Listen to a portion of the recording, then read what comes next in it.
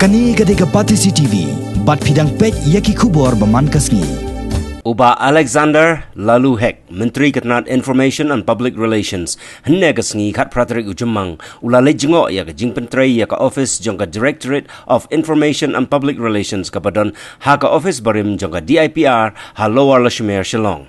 Yauni Menteri Ketenat IPR la senran lang daga kong MN Nampui kabalong ke Director jangka Directorate of Information and Public Relations ki Engineer Balawan Mikmat ke Meghalaya Government Construction Corporation ki Officer ke DIPR bat kiwei. Kumba kalong menta ke jingtei ya ke Office Trekam Batamai jangka Ketenat Pathai jingtip jangka Sarkar jela kalaya caprang bat la khmilenti ban pendap no ya kini ke jingtei la kumno hapo unius nem arajar khat pra. Warajar kan riu jung jun abu monong rim ini kajing teri.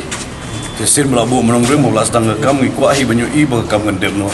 Tena tak ada ko penong yengi banwan pet adu kanu progress ke kam. Na jing i junga te kam laya step ha.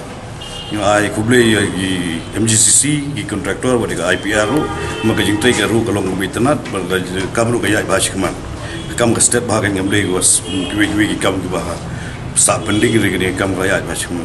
Kum ke report na po MGCC yung man pendep no how new arajar khat pra tila lagi pendep no arajar khat pra tingin inaugurate no show ke Christmas la dam yu ke inaugurate ke New Year na i yang ni ke civil defense udon nang ni ke passport office udon nang ni civil task force udon nang ni nang tade ke passport office udon nang ni nang ta ke press club lungi udon nang ni bagi basut tanat ha bayu i ni lachna what the guest house nak benda ban pengkreat nak benda ke national game 2022 ya ke bagi media national media international media ru gila ban yo ban sa agni ka guest house jong IPR